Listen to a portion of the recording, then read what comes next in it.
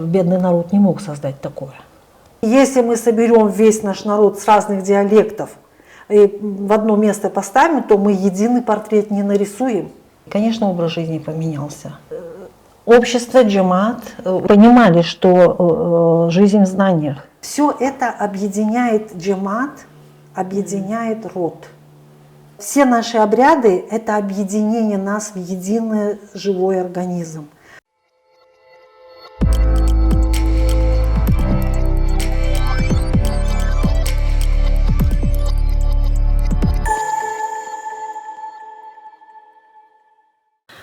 Заря-ханум, я в очередной раз рада встрече с вами в этом прекрасном, замечательном месте. Наверное, Бахчисарай – это мое самое любимое место, Дервиш-Эвы, и я благодарна вам за то, что вы согласились на еще один разговор, продолжение нашего прошлого выпуска о наших традициях, о нашей культуре в контексте вот сегодняшних, скажем так, проблем или сегодняшних каких-то ориентиров, которые для нас, или опорных точек, которые для нас считаются важными. Начать бы я хотела, знаете, с чего?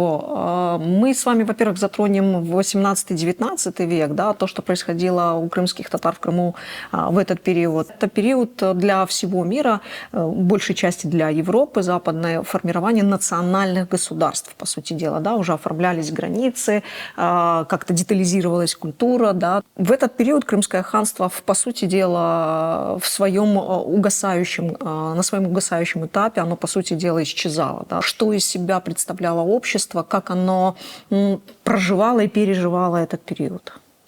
Сагулмас, я тоже очень рада встрече с вами. Мне приятно, что вы помните, приглашаете и поднимаете эту тему. И Дервиш-Эвы, конечно, это один из таких центров культуры крымстарского народа, который сегодня всех нас зовет к себе и дает нам душевное спокойствие, душевную радость и, конечно, многому учат.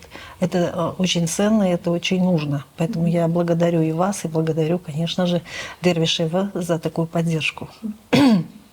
Наверное, если мы говорим о падении Крымского ханства, как такового ханства уже не было, были только, скажем, заложенные ханством образ жизни у того общества, которое некогда было подданными Крымского ханства.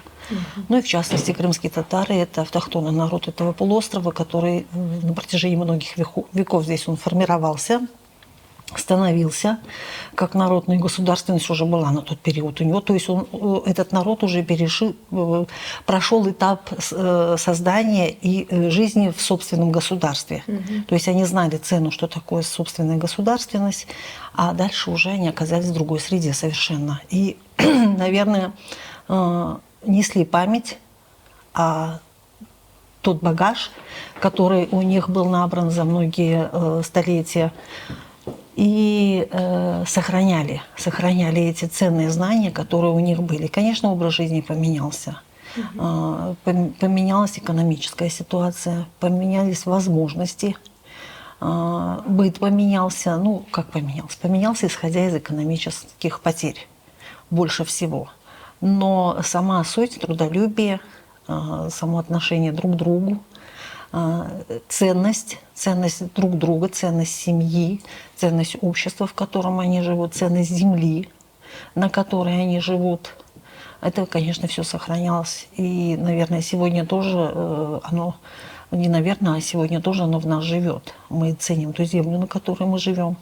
Тем более, если исходить из опыта, насколько наши бабушки, дедушки, родители наши, их стремление вернуться к своим истокам. Ну и благодаря им мы сегодня находимся на той земле, на которой веками жили наши предки. 18-19 век для мира, в общем-то, главными характеристиками, если мы не берем там политические какие-то ситуации, если мы не берем там какие-то трансформации исторические и так далее, а берем общество и проживание обществом своей жизни, что называется, да, оно характерно двумя позициями. Это, во-первых, безграмотность и бедность, да, то есть среднестатистический там крестьянин Европы, он зачастую был безграмотен, не владел письмом, очень редко кто из них мог читать, в основном это духовенство имело такие навыки, да? и те, кто учился в семинариях, ну и бедность в том числе, потому что это большие войны. Крымское ханство в этом смысле не исключение, в смысле войн. В этом смысле для крымско-татарского общества, для общества, которое оставалось проживать на территории Крымского ханства. Как проявлялись эти два показателя, скажем так, безграмотность и бедность? Что у нас было по этим позициям?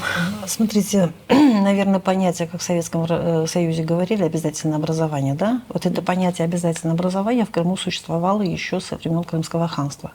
То есть при каждой мечети были мектебы, где детям давали знания. Ну, сегодня мы можем судить, насколько они были продуктивны, насколько они были с большим таким форматом получения информации, знаний. Давали знания изучения Корана. То есть ребенок посещал школу при мечети, причем работа учителя, педагога, то есть имама, кто вел пятничные намазы, там службу при мечети, он же был и педагогом. Ребенок, независимо мальчик или девочка, они посещали эту школу, этот мектеб, и получали знания, потому что каждый мусульманин, живущий на территории Крымского полуострова, должен был сам уметь читать Коран. И вот это было обязательным, и это становилось основой. Поэтому сказать, что были безграмотные в плане писать, читать, нет, они не были безграмотные. Если мы говорим о грамотности более широкой форме, это получение информации, кроме как основ знания ислама и читания Корана, да, тогда было меньше информации и не было доступа к более широкой информации, более глубокой информации. Но если ребенок показывал хорошие результаты, если джамат, то есть педагог и общество данного малия, данного села, они видели, что у ребенка есть навыки, стремление к знаниям, к учебе, то тогда они находили возможность, и ребенка по окончании мектеп отправляли учиться в более, в те страны, где можно было, где мог ребенок свои знания повысить. То есть, в частности, они в Турцию ехали. В частности, они там дальше изучали. Понятно, что то же самое это было связано с религией, но все же у ребенка появлялась... Плюс какой-то, естественно, научный. Да, у ребенка появлялась возможность изучать уже и другие направления, которые были ему интересны. Вот по этому пути, в принципе, у нас и Бекир Чубанзаде получил свое образование, потому что его стремление к знаниям было оценено джаматом. Конечно, большой поддержкой для него была его мама, которая все время говорила, что знание – это самое главное.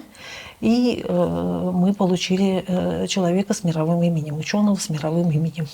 То есть социальная поддержка общества, она, в общем-то, не просто присутствовала, она была еще и достаточно эффективной. Она была эффективной, она была обязательной. То есть общество, джамат уделял большое внимание обучению, и понимали, что жизнь в знаниях. Если человек грамотный, если человек обученный, то он всегда осознанно совершает какие-либо поступки. Ну и потом, как говорил Исмаил Гаспринский, обучайте женщину, потому что она дает жизнь новому поколению, и, в принципе, она и занимается, и растит детей. Поэтому знания должны быть всегда. И поэтому вот эта целая плеяда появления на Крымском полуострове ученых с такими известных с мировыми именами, это Исмаил Гаспринский, как я уже сказала, просветитель. Это все было заложено в очень древние времена. Это не исключение, это правило. Это правило, да. Это не исключение, это правило. Только, опять-таки, да, как вы сказали, войны и все прочее, они откладывали... Момент появления этих людей откладывался в периодах.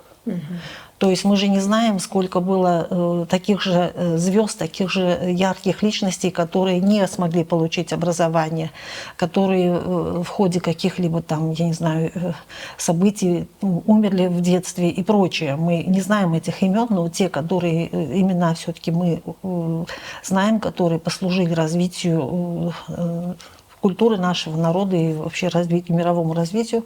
Поэтому эти люди появились. Но это не на пустом месте. Это было заложено всегда. Есть ли у нас представление о том, как складывалась наша бытовая культура в то время, и что мы довели, сохранили вот в своем в своих ежедневных каких-то бытовых ритуалах до сегодняшнего дня? То есть насколько мы еще сохраняем вот эти вот важные, как мне кажется, элементы? Потому что это же во многом складывает и психологический портрет, и поведенческий портрет крымских татар, если мы все еще действуем в каких-то алгоритмах, да, культурных алгоритмах. То есть я хочу начать с одной фразы, да? Казан асмак. Бар ас казанна. То есть в переводе под весь казан. Если дословно. Дословно, да. Откуда это появилось? Что за этим стоит, да? В нашем понимании за этим стоит начать готовить пищу. Приступить к приготовлению пищи. Казан асмак. Откуда? Потому что было несколько видов очагов. Асма-казанлар.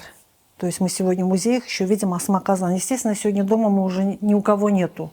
Никто казан никуда не подвешивает. Если только на рыбалке там еще это используется, да, этот вариант, подвесить над очагом. А в принципе это было, естественно, для дома. В каждом доме был очаг. Несколько разновидностей этого, да. У нас, если мы смотрим работы начала 20 века, то мы видим маленький такой очаг, на котором готовили именно кофе. То есть это приспособление, такая маленькая печка, я не знаю, как ее, буржуйка, на которой можно было ставить только джезве. Либо чуть-чуть побольше, на которую могла поместиться там сковородка, где жарили чебуреки. Опять-таки, исходя из местности. Если это степной район, то такое, предположим, приспособление, и не только в степном, мы могли видеть во дворе такой очаг. Мы могли это видеть в степном регионе, мы это могли видеть в горном регионе. Что во дворе есть очаг, на котором готовят. Понятно, что это летом. Зимой для сохранения тепла это приспособление было внутри дома. В то время фурун был в каждом доме обязательным атрибутом быта крымского татарина. И точно так же эти очаглар по необходимости.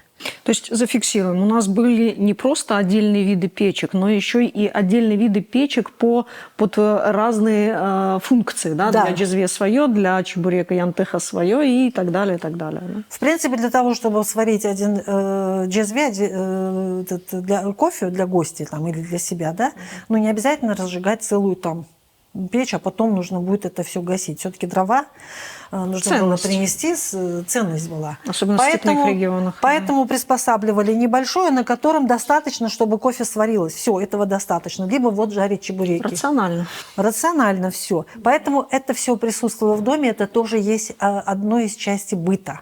Обязательным атрибутом жилища, которое выполняло функцию приготовить пищу и функцию согреть жилье, помещение. Согреть помещение.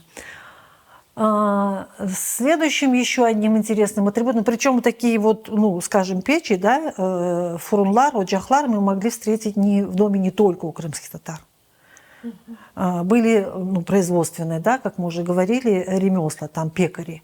Это были, сегодня мы это уже называем производственные, то были большие фурунлары. Здесь, в Бахчисарае, в частности, был фурун известный. Когда заезжаешь сюда с кольца, так называемого, на вокзал, а здесь с кольца. С левой стороны, сейчас там стеклянный магазин, а там был фурун.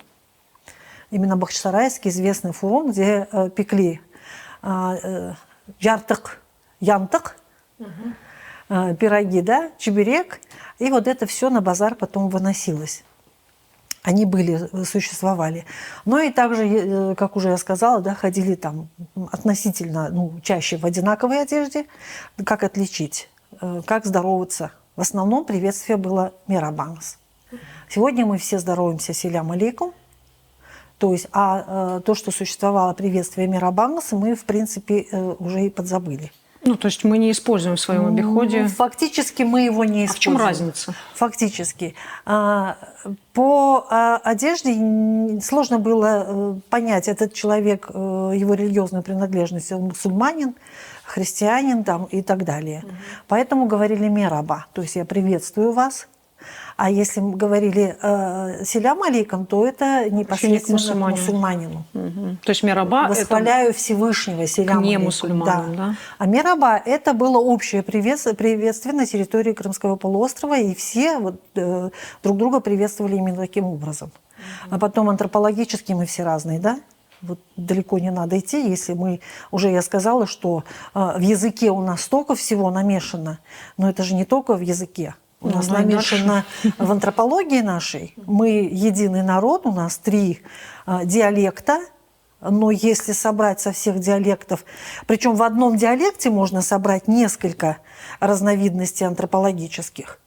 И если мы соберем весь наш народ с разных диалектов, и в одно место поставим, то мы единый портрет не нарисуем. Мы разные, но мы единый народ. Вы говорили о войнах, да? Живущие на этом полуострове люди, наши предки, наверное, самые древние предки, они всегда были готовы к тому, что придет кто-то извне. Придет с разными мыслями. Ну, естественно, первая мысль – это захватить и выдворить того, кто здесь есть, занять география это обязывала. место. Да, география обязывала. А с другой стороны, приходя, они же приносили все. Не только войны, не только смерть, не только меч, но они несли еще и знания. Они несли, вот сегодня в наших генах столько всего намешано. Эти все исчезнувшие народы, о которых говорят, да, тавриды, скифы, кемерийцы и все прочие, это все наши предки. Потому что они не исчезли, не испарились, они вошли в контакт с местным населением, привнесли свою культуру, и они жили здесь. И вот мы сегодня – это продукт этих всех народов. И культура наша – мы относимся к тюркской группе, мы говорим на тюркском языке. Но если мы более глубоко начнем изучать крымстарский язык, то, в принципе, в нашем языке есть очень много слов, оборотов речи и строения предложений, которые не совсем свойственны тюркскому языку. Мы даже сегодня не можем сказать, кому оно именно принадлежало. Ну и затем еще приход ислама, то есть все, вот этот весь пирог, он сегодня выдал вот такой интересный, необычный народ, как крымские татары, и который, я думаю, что и сегодня удивляет своим существованием, своим мировоззрением, своими поступками, своим стремлением к обучению. Бедность. Раз уж мы говорили про обеспечить себя, да, какой была ли бедность в Крымском ханстве, в крымском обществе на тот период? И можно ли говорить о бедности вот в контексте нищеты? Бедность, она пришла уже после падения Крымского ханства, и понятно, что различные исторические события, да? Тогда, когда идет война, то всегда приходит бедность, потому что нету развития, нету создания чего-либо нового, а есть только желание выжить, выжить любой ценой. И, в принципе, это свойственно самому человеку. Поэтому вот бедность именно в такой своей форме. Народ трудолюбивый. В принципе, если мы сегодня смотрим на предметы, которые были созданы уже 100 лет, более 100 лет, да, хранящиеся в фондах музеев, сохранившиеся архитектурные памятники, которые, к счастью, сохранились еще на территории Крымского полуострова, мы видим, что бедный народ не мог создать такое. Этот народ созидательный мог создать. Народ, который жил в достатке. Потому что когда ты голоден, у тебя только мысль что-то найти, что-то приготовить, накормить семью и прочее. Выжить. Но когда ты сыт, то ты творишь, ты создаешь. И вот если исходить из тех предметов, которые были созданы и датируются различными периодами жизни. Естественно, камень, он более поздний период, те же самые раскопки дают. Ткань это уже более подвержена, но хотя у нас сегодня есть предметы, созданные из тканей позднего периода. Некоторые периоды мы даже можем, наверное, началом XVIII века, может быть, даже XVII. То есть у нас сохранились артефакты того периода, есть такие предметы, которые вот можно датировать. Опять-таки, исходя из того, что была депортация, мы все утеряли. Мы сегодня многих предметов не можем дать имя автора, который создавал эти предметы, но приблизительно мы даем конец 19-го, начало 20-го, потому что более глубже уже это может сделать более глубокое исследование. Мы датируем таким образом. Но эти предметы существуют, и они высокохудожественные. То же самое касательно ткачества. Да, если мы смотрим, видим эти предметы, созданные те же FGR, да, это вот ткачество, узорное ткачество. Сегодня многие специалисты поражаются, каким образом можно было создать такой предмет. То есть это говорит о достаточно высоком уровне не только, скажем так, социально-экономическом, да, но и духовном достаточно. Это духовном, да. Это высокий духовный уровень, который всегда стремился к познаниям, к знанию. Истина в знании. Независимо от периода проживания, независимо от религиозной принадлежности, с приходом одной религии, другой религии, да, принятие местным населением. И все это оставляло след и накладывало. То есть вот если закладывалось просто полотно, потом это полотно превращалось в узорное полотно. И причем этот узор очень сложный был, но он был создан человеком. То есть сначала рождалась эта мысль в голове, а в неумной голове не может ничего прекрасного родиться. В неумный, необразованный. Необразованный, неумный. И затем уже это ложилось, то есть это переходило в руки, а руки создавали эти предметы. По каким источникам мы сегодня можем судить, более или менее объективные, да, про то время, что называется, да, по крайней мере, про бытовую культуру? То есть где мы можем, скажем, найти вот эти вот островки честности и правды о крымско-татарской и крымской культуре вот того, там, 17-18 века. 19 понятно, уже больше источников. Мы должны, наверное, благодарить Всевышнего, что в определенный период он присылал на нашу благодатную землю не менее благодатных и честных людей. Это Густав Раде, это Вильгельм Кизеветер. Это те люди, которые изучали быт, изучали народ, живущий на этой территории, и в своих работах, художественных работах, в своих картинах они это фиксировали. То есть на тот период фотографий не было, но сегодня, благодаря их художественным работам, их картинам, их зарисовкам, мы сегодня можем судить, каким образом была архитектура крымского периода, Крымского полуострова на определенных территориях, где они были. Предположим, Вильгельм Кизеветер, он был настолько почитаем среди крымских татар, он был вхож в дома. Что бывало редкостью. Да, не всех исследователей пускали в дом. Они могли судить о народе по своему субъективному восприятию. Внешним взглядом. Внешним взглядом, то есть даже взглядом ученого, его, по багажу его знаний, который до этого у него был, судя о других народностях, скажем, как он называется, горных народов, да, вот тоже относили к горным народам. И вот они таким образом складывали себе какой-то портрет. А Вильгельм Кизеветер, он жил здесь, он был вхож в каждый дом, он говорил на нашем языке, он был тюрколог, он говорил на понятном языке, и ему дали имя Абдулла. Он носил одежду крымско-татарскую, и кроме этого ему позволяли даже увидеть женскую половину, в которую никто не мог войти. Вот у него есть работа, женская половина, там мы видим маму, невестку или там дочку в семье, скорее всего невестку, и затем мы видим внуков. То есть ребенок в люльке, бабушка там сидит, пряжу придет, либо бабушка Хуран читает, мама пряжу придет, и в комнате вот эта вот женская половина. То есть мы это все видим. Мы видим мечеть, как совершается молебен, тоже благодаря работам Вильгельма Кизеветера. Я думаю, что всем, кому это интересно, должны увидеть эти работы, они доступны, и для себя сложить такой вот общий образ Крыма того периода, и крымского татарина. Естественно, он был в определенном регионе, и в его картине мы видим людей, реально существующих, живших людей. Еще одним из таких людей это Нина Жаба. Это уже 20 век, начало 20 века. Благодаря ей тоже мы сегодня можем видеть, она в частности, это Бахчисарай, она здесь жила. Она очень любила жителей этого города, она была тоже вхожа в дома, ее очень любили.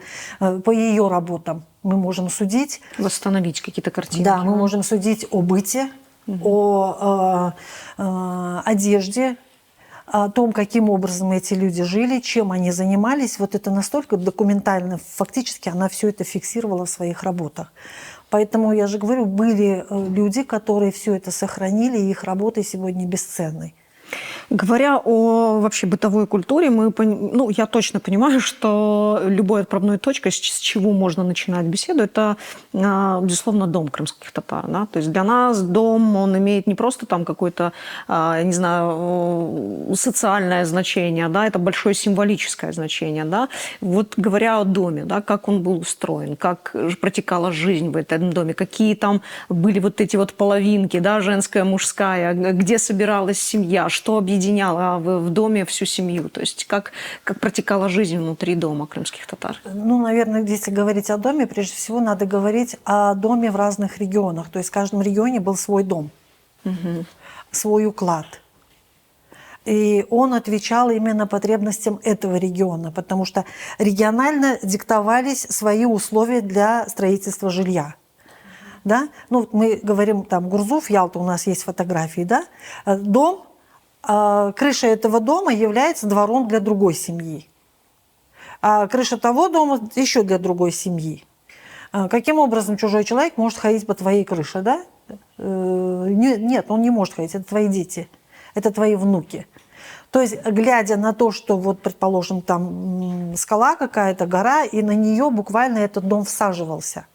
Даже одна стена из них, порой вот мы когда смотрим работы исследования археологов, то можно понять, что вот в скалах пробиты ниши для балок, для того, чтобы приспособить вот эту самую крышу, чтобы ее накрыть. То есть человек подчинялся природе, которая его окружала.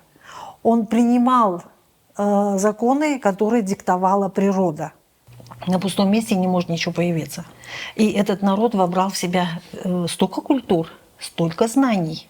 Но самое интересное, он это все переработал, все это пропустил через себя, и появился новый такой необычный синтез этой культуры. Это музыкальная культура, да, если мы сегодня поговорим. Эти ритмы, эти мелодии, это работа по металлу. Да, что вот нас сегодня здесь окружает. И вообще, ведь каждая девушка, выходя замуж, обязательно у нее должно было быть не менее 7 предметов из металла. Это было обязательным атрибутом ее приданого. Казан, сань, сына, джезви и прочее. Это обязательно было, поэтому были мастера, они были востребованы. Точно так же ювелирное искусство. Да? Кто занимался ювелиркой в Крыму? Это наши крымские цыгане. То есть, если мы сегодня говорим цыгане, ну, общее восприятие мира, да, кто они такие, так это был совершенно другой народ. Это были наши крымские. Особенные. Сегодня это крымские татары. Это народ, это еще один пласт, огромный пласт культуры, ценнейшей культуры. Они создавали такие высокохудожественные предметы, которые просто восхищали на мировых аренах. И сегодня они, к счастью, они возрождены. И сегодня есть у нас мастера, которые создают, и которые имеют, то есть заявили о себе на больших мировых площадях. Опять же, возвращаясь к бедности, да, я все хочу зацепиться. Почему? Потому что иногда, когда ты смотришь там, или читаешь какие-то материалы, да, или книги, художественную литературу, ты в любом случае сталкиваешься с образом вот бедного человека, у которого там точно нет ничего есть, точно нет где жить, перебивающийся, и, в общем-то, срок жизни абсолютно короток. Да? За счет чего обеспечивалась вот эта вот поддержка? Да? Почему, насколько я читаю материалы, я не видела вот нигде, ни в записках, ни в очерках там, того же Маркова, нигде не говорится о наличии бедности как явления. Да? То есть, может быть, там отдельные факты, но как явление ее не было. Ну, о бедности, смотрите, мы можем судить, опять-таки, это уже 20 век, да, Сабрия Реджепова. Вот, в ее воспоминаниях у нее там есть описание бедности, то есть насколько они были бедны. То есть это 20-е годы годы голода. Она говорила, что да, были настолько бедны, что, в принципе, даже укрываться было нечем настолько. Одевать было нечего. Но, несмотря на это, даже если одежда была залатана, она всегда была чистая. В доме всегда была чистота и порядок, даже исходя из такой глубокой бедности. И если ты хочешь судить о народе, то посмотри на его кухню. Мне вспоминается это Кубите, в котором она описывает, что мать где-то в доме хранила кусок высохшего мяса. И к ним в дом пришел гость, принес с собой буквально горсть муки. И вот мать вытащила это засушенное мясо, и из этой горсти муки она приготовила кобите. То есть мы сегодня представляем, да, что такое кобите. Это хороший кусок мяса, это тесто, это масло и все прочее. Но как она описывает в своих воспоминаниях об этом кобите, вот буквально читаешь, и слюнки текут, словно это такое блюдо было безумное. А ведь если мы говорим о кухне, то крымстарская кухня, она где-то была однородная, то есть пища была там хлеб, мука, однотипная, да. Но она была богатейшая. Ну, мы еще поговорим об этом чуть позже. Поэтому бедность, она существовала в определенный период при определенных условиях общего, скажем так, объединения, да, в общем. А если говорить тот период, когда была стабильность, то, в принципе, народ сам себя обеспечивал. Вот эта ответственность, да, ты должен взять на себя ответственность за себя и за тех, кто с тобой рядом. Поэтому вот эта ответственность, общность и сохраняла единство народа. Ну, вот я как раз про это, про вот эти вот горизонтальные связи, как сегодняшним языком говорят, да, которые не позволяли кому-то опуститься, как с точки зрения экономических показателей, так и с точки зрения духовных показателей. Ну, смотрите, да? у нас еще вот, говоря о бедности, да, периоды голода, были семьи, где умирали родители, оставались дети. Были семьи, где оставались старики, потому что дети погибали, то есть различные ситуации. И джамат, жители этого Мали или же этого села, они не оставляли их на голодную погибель. Если это были дети, забирали в семьи. Забирали родственники. Если родственники не могли забрать, то забирали соседи. То есть куском хлеба всегда делились, и эти дети не становились попрошайками и не ходили по улицам. Они всегда были при семье. У них было будущее. Люди брали на себя ответственность за этих детей, которые остались без родителей. И точно так же люди брали на себя ответственность за стариков, которые остались без детей, без присмотра. Одинокие, которые уже не могли сами себя обеспечивать. Находилась молодая семья или это более старшая семья. Они всегда брали на себя эту ответственность. Опять же, возвращаясь в 18-19 века, отношения внутри, да, то есть в любом случае были биелер, в любом случае была какая-то аристократия и так далее, да, и ремесленники, ну и просто там крестьяне, да, как складывались отношения внутри этих, так сказать, прослоек общества. Почему? Потому что с упадком Крымского ханства мы попадаем в совершенно другой контекст, социальный контекст, где все еще было крепостное право, в частности в Российской империи, да, и вот эти вот, скажем так, правила социальной игры, они каким-то образом отразились здесь, в Крыму? Они, то есть получили какое-то развитие здесь, нет? Ну, смотрите, было такое понятие, если ты человека нанимаешь на работу, то до заката солнца ты должен с ним расплатиться. Потому что он пришел к тебе работать, заработать на хлеб. И ты должен с ним расплатиться, чтобы у него был ужин. То есть вот это понятие тех, у кого были, скажем так, финансы, и кто мог нанимать, бесплатно не работали. Были, конечно, мероприятия, когда собирался джамат, собирались там родственники, соседи, и вместе сообща там ставили кому-то дом, там что-то делали, какие-то такие работы были бесплатно, то есть безвозмездно.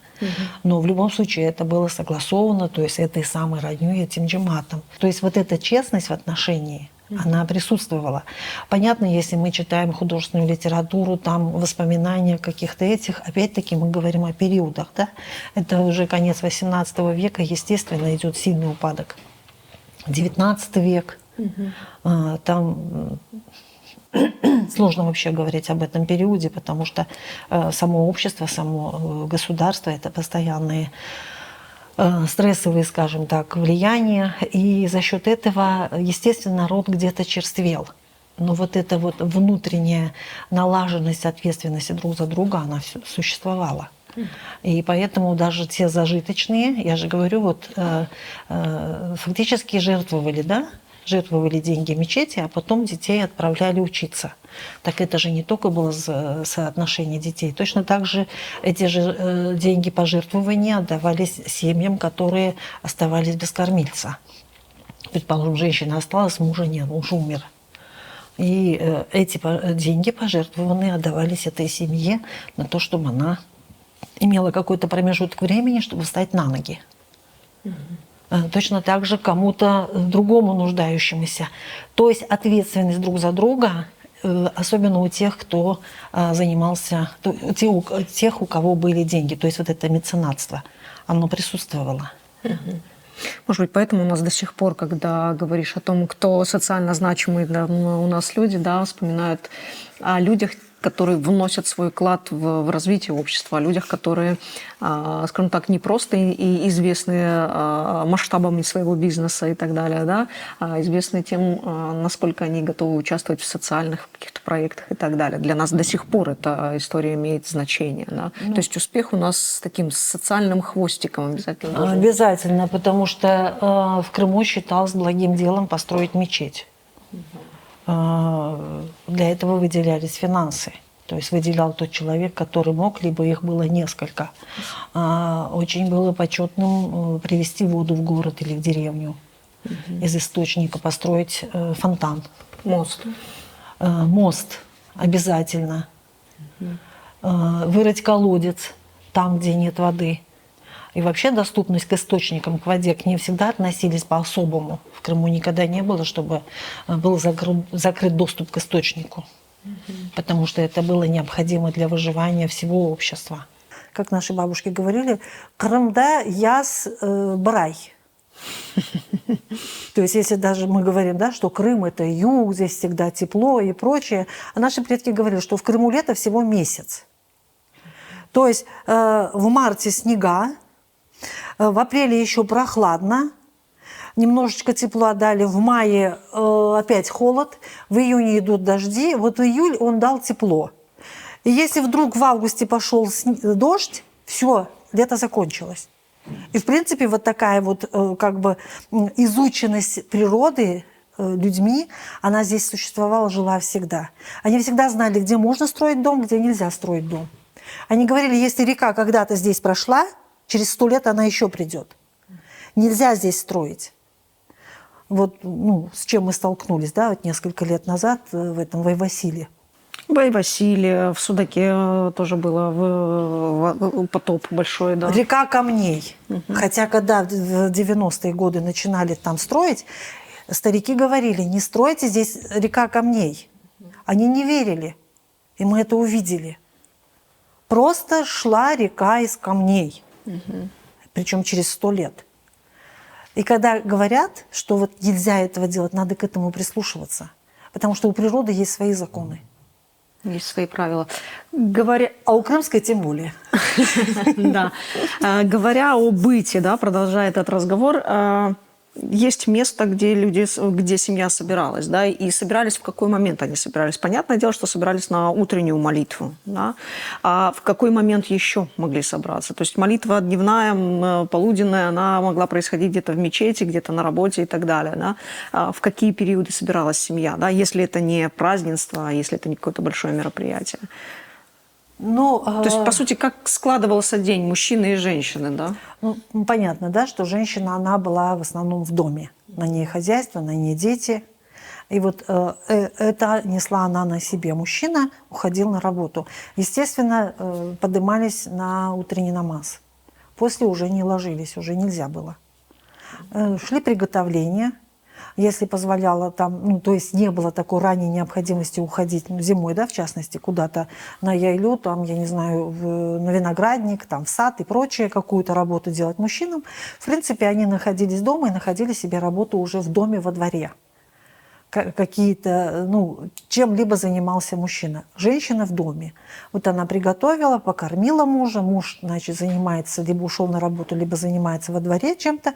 Женщина детей точно так же накормила, сытые, и вот у нее появляется время, небольшой промежуток времени, где она может посвятить себе. Ну и, конечно, она посвящала себе, потому что существовало понятие коншахапса. Либо она шла к соседке в гости, либо соседка к ней приходила. И у них небольшой промежуток времени, за чашкой кофе они обменивались информацией. Делились там какими-то знаниями, я не знаю, в ремесле, в кухне. Составляли меню на день. Составляли меню на день, потому что всегда это проблема, да? Да. Делились какими-то особенностями, особенно если девушку взяли, предположим, не из этого региона, а из другого региона. Такое могло быть? Могло, да. Могло быть тогда? Да, вот, например, в Судакском регионе очень часто можно было встретить степных невест, Да. женихов степных. Ну, то есть из степи, я имею в виду. Можно было встретить. Хотя, честно говоря, далеко старались не отдавать замуж. Старались, чтобы вот дочь была где-то там поблизости. Следующий период, когда встречались, то есть вот джемат, да, это перед закатом солнца. Либо вот на закате солнца. Это если мужья были на работе, они возвращаются домой, и женщины могли выйти на улицу, встречать мужа, и в этот момент увидеть соседей, обменяться с ними, значит, приветствием, пожеланиями и прочее. Это если они специально, целенаправленно друг к другу в гости не ходят. То есть днем по улицам елси прокисыгиби барсигезмеда, да? Нет, да, есть очень хорошее выражение «елси прокисы». Если женщина, если девушка, тем более девушка на выданье, вышла вдруг на улицу без дела, то, в принципе, быстренько к ней привязывали, как она называется? Лахаб такой. Лахаб, да. Быстренько привязывали «елси прокисы». То есть она слоняется без дела, из нее хорошей хозяйки не будет. Поэтому мать всегда бдила. Если вдруг нужно выйти на улицу, обязательно мать ей либо гугун в руки, она идет на родник за водой, либо сепет, она там идет там, к соседке, к мужу, то есть она вышла по делу, она без дела не ходит, и точно так же мать. То есть без дела не ходили. Нельзя сказать, что наши женщины были прям затворщицами, ну прям под самое нет. Нет, они были весьма общительные, они даже диктовали свои какие-то условия обществу, где мужчины прислушивались, они создавали какой-то уют, кроме того, что у себя в доме, еще и в том пространстве, в котором они жили вне дома. И они всегда находились рядом с мужьями и были готовы принять при необходимости ответственность на себя. Разделить, как минимум. Это было всегда выстроено. В крымско-татарской культуре женщина не была просто задворницей, как в других, скажем так, и мусульманских, и тюркских культурах. Тем более, если мы говорим о Курултае, то первый наш Курултай, тогда были женщины делегированы на Курултай и избранные. И тоже точно так же занимали весомые места. Например, дочь Исмаила Гаспринского, она свою газету, свой журнал издавала. Аня Манисван, да. Но это уже был апогей, так сказать, активности. Да. Но к этому что-то же служило этому. Что-то этому служило. Еще один, знаете, интересный момент. Прежде всего, это городская культура. Да? То есть вот эта урбанизация, она с каждым новым веком она проявлялась все больше и больше. И в этом смысле мне интересно, каким образом выглядели наши города. Да? То есть, мне кажется, наша урбанистическая культура, она незаслуженно забыта, и мы как-то не особо, скажем так, ее не особо артикулируем, да, этой информацией. И вот чем отличалась городская культура там, или городской быт, скажем так, устройство городов там, в Кезлеве, в Кефе, в Бахчисарае. То есть, в любом случае, это географически разные абсолютно регионы. Там в любом случае какая-то была изюминка, наверняка, я подозреваю. Вот. Но, по вашему мнению, как оно отличалось? Да? Чем отличались эти регионы, эти города? Наверное, начну с того, что чем они были схожи, тем, что это были города мастеровые. То есть там, где развивалось ремесло. Все эти перечисленные вами города. У каждого города есть своя изюминка. Да? Евпатория – это Катх-базара. То есть это то, чем занимался народ, и это был центр именно вот этого производства. Оно оставило свой след. Ну, я уже не говорю о ханской мечети и прочее. Да? То же самое существовало и в других регионах. Вот это их ну, как бы соединяло. Разница, наверное, была все-таки и в географическом расположении, потом в том, что находился ли этот город на берегу моря и было ли там судоходство. Портовые линии, да? Портовые, да. Вот это оно могло влиять. Ну и затем, конечно, могло влиять создание учебных центров. Вот, например, если мы говорим об университете, да, мы все знаем Занджерлы медресе Бахчисарай.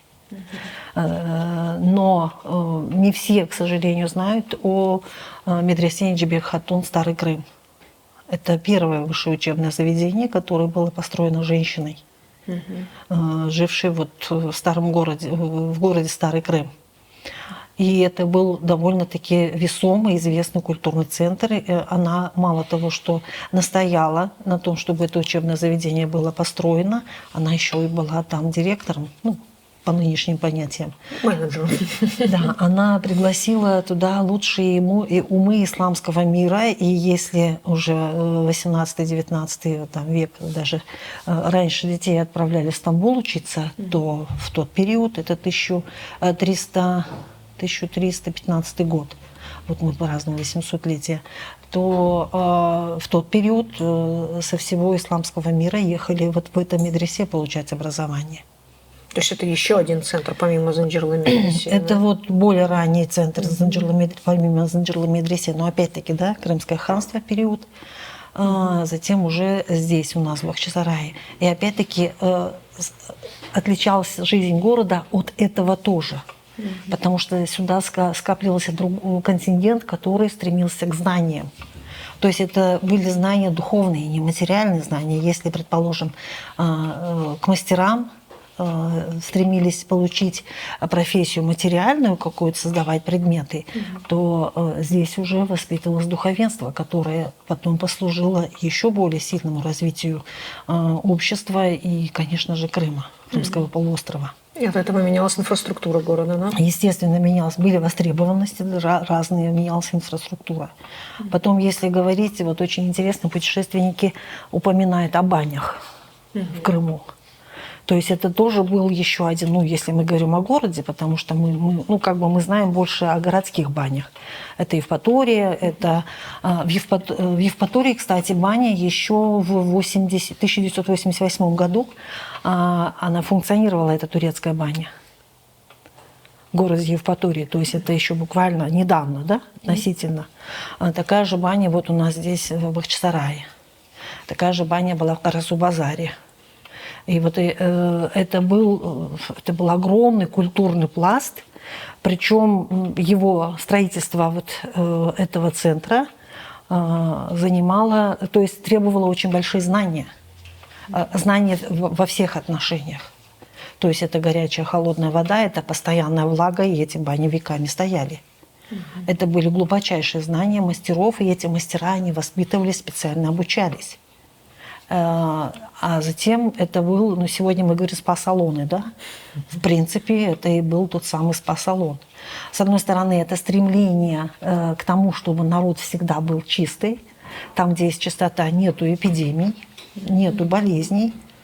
И кроме того, что просто, ну, скажем, помыться, да, там еще проходил целый процесс общения, целый культурный процесс общения и потом врачевания. Мы, к сожалению, у нас очень мало информации о врачевании на территории Крыма. Каким образом лечили, лечили ведь все. Очень много болезней лечили, и были эти люди, которые лечили. Это травники, это костоправы, это эбанаи, акушерки, то есть, которые были очень востребованы. То есть это еще один огромный культурный пласт, который мы стремимся сегодня открыть. Но слишком много времени и много потерянных материалов. Да? Слишком много времени ушло, и слишком много уничтожено той литературы, которая могла нам дать об этом информацию. То есть крупинки. Абсолютно. Время летит настолько быстро, мы просто не успеваем увидеть. Сколько ремесел было на территории Крымского ханства? В 1860 году был последний раз проведен обряд Реван, и в тот период было 83 ремесла и 2 подремесла. Акушерство входило? Да, подремесло – это акушерство, и это сунетчелер. Это парикмахеры, которые делали обрезание. Почему обрезание делали парикмахеры? Они это совмещали. Почему-то вот так оно было принято, но это было как бы вот два... Они тоже проходили этот обряд посвящения. Кроме того, что они очень были востребованы, признаны, все равно они должны были пройти этот обряд. Ну и, конечно же, это было целое, там, я не знаю, это целое событие было в жизни Крымского полуострова, вообще Крымского ханства. Это было целое событие, потому что этот обряд проходил раз, ну это, я не знаю, это, наверное, был... Да, про Реваны. Наверное, это был большой праздник, если он проходил раз в 5 лет, а так 10, 15, 20 лет раз. Ну, давайте для зрителей, кто еще не в курсе, мы поясним, что Реван – это посвящение в мастера, в первую очередь. Да. И надо здесь, наверное, отметить, что для мастера, выпускающего своих учеников, это было очень ответственное мероприятие, потому что существовало целое, ну, скажем так, устав. Да, у каждого ремесла был свой устав, и строго нужно было придерживаться этого устава. И если кто-то нарушал этот устав, ну, то есть какой-то ремесленник нарушал, то, в принципе, его просто изгоняли из профессии, изгоняли из региона, где он жил. Это очень серьезно. Это было очень серьезно. И потом, ну, уже с принятием ислама этот обряд, хотя он был очень древний, он принял уже больше исламское, как бы такое наполнение, да. Несмотря на это, мастера не мусульмане, живущие и практикующие на территории Крымского полуострова, они все принимали участие в этом обряде. Это караимы мастера, это армяне мастера, то есть те, которые создавали какие-либо предметы, и у них было свое ремесло. Они старались пройти. То есть это было сегодня посвящение в мастера, сегодня это получение диплома и получение лицензии, права на самостоятельную работу. Ведь если мастер не прошел этот обряд, он не мог брать себе учеников. Он не считался мастером. Он не имел права, он не считался мастером. Он мог всю жизнь работать, создавать не менее лучшие предметы, чем мастера создают, может быть, высокохудожественные даже на разы, но он не мог взять себе ученика, и он не мог открыть свою отдельную мастерскую. Он все время работал при ком-то. Поэтому все стремились вот пройти именно эту школу посвящения, и после этого уже они могли называться мастерами, причем никакого документа не давалось. Никакого диплома, никакой благодарности, ничего. Просто говорили, что вот он мастер. Все, слава о нем шла, что он мастер. Ну, опять же, наши горизонтальные связи. И не дай бог, если кто-то сказал, что этот мастер нечестен. Жизнь закончила, как профессиональная, так и в целом поэтому социальная. У нас существует такая поговорка «Адам чханчик, джаном чхсын». То есть она настолько точная, что ты должен настолько все время быть осторожен к своей репутации, потому что от твоей репутации зависел целый мир, мир твоей семьи, мир вокруг. Ну и прежде всего от тебя, потому что если скажут, что этот мастер нечестен, все, он перестает быть мастером уже буквально на второй день. Как выглядел там завтрак, обед, ужин у крымских татар? То есть чем питались крымские татары в это время? В разное время года, да? То есть из чего состоял их рацион? Ну, в основном это мучное. То есть если мы посмотрим на нашу традиционную кухню, это мучное. Это молочные продукты. И кисломолочные, да? Кисломолочные – это катых, это сузме, это язма летом обязательно, это хаймах, потом из этого ях, из масла разные сладости, масло добавляли в кобите, сливочное масло в частности. То есть молочные продукты, мучные продукты, мясные продукты.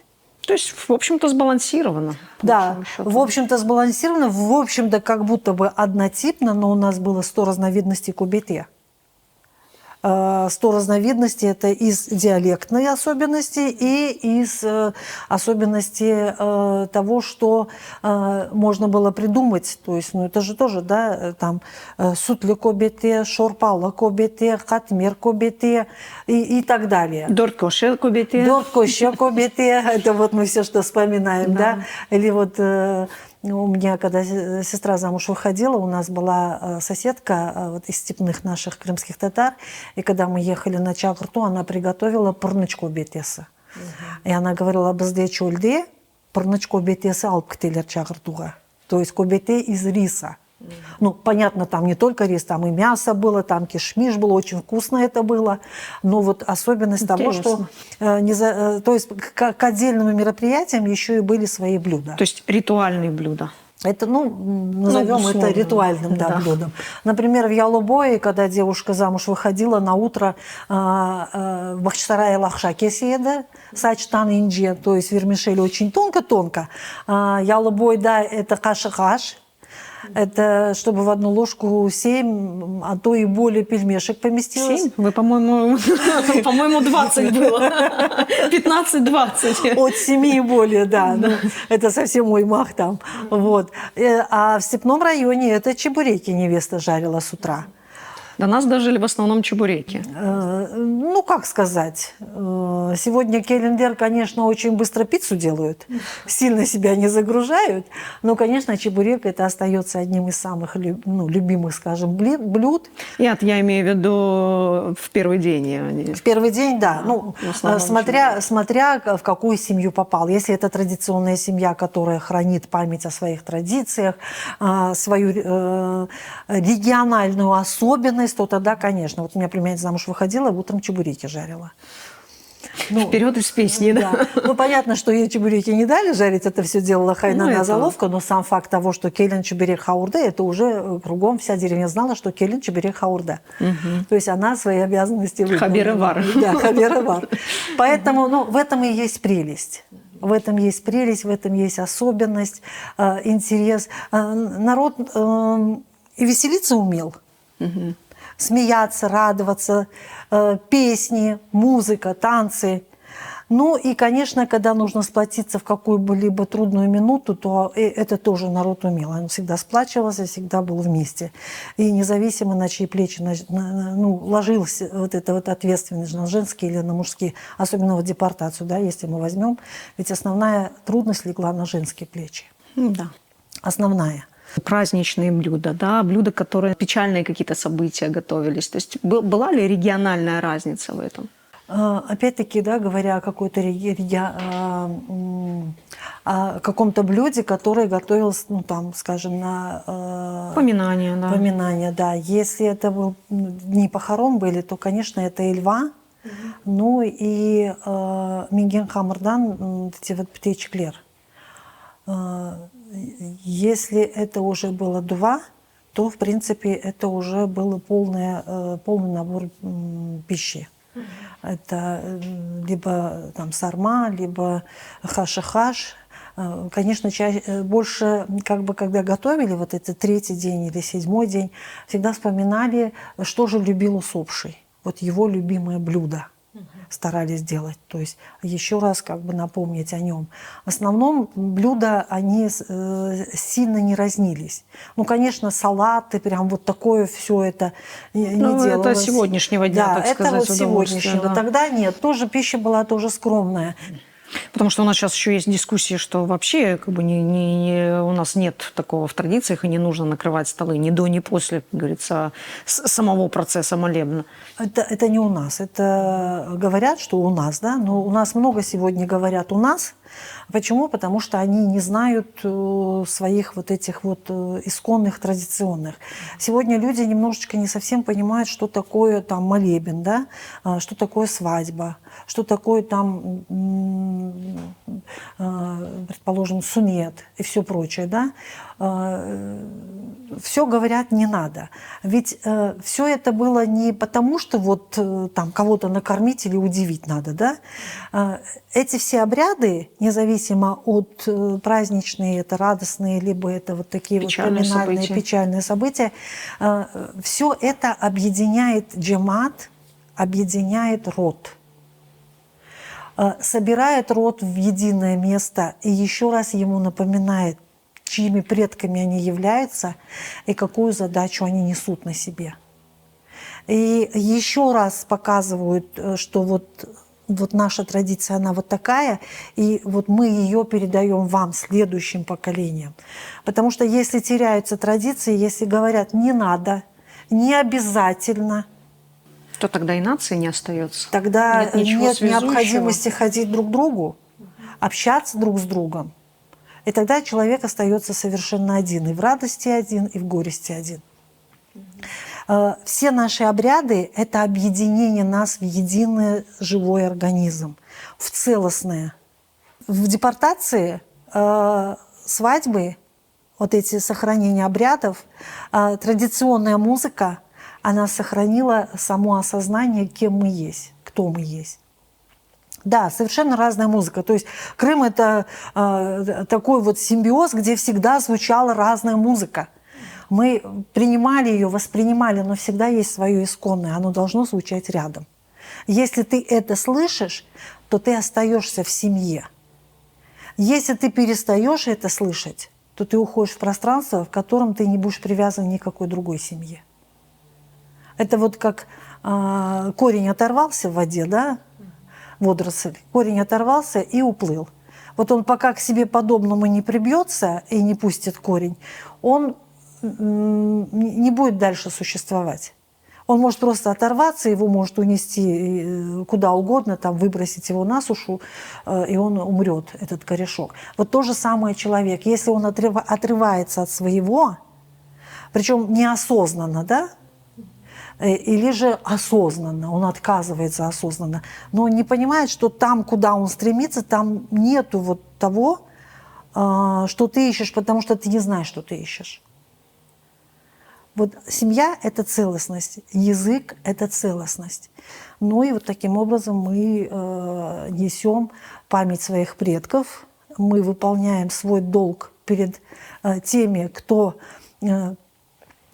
тяжелым путем борьбы, путем потерь вернулся на свою родину, пустил здесь корни, дал своим детям жизнь. И мы сегодня вот своим поведением, тем, что мы говорим на родном языке, тем, что мы сохраняем эти обряды, тем, что мы понимаем, что то, что мы собираемся вместе, это не для того, чтобы поесть или станцевать, а для того, чтобы быть вместе. Чок сауна за этот приятный и, как всегда, интересный разговор. Сау Чок не сауна. созде.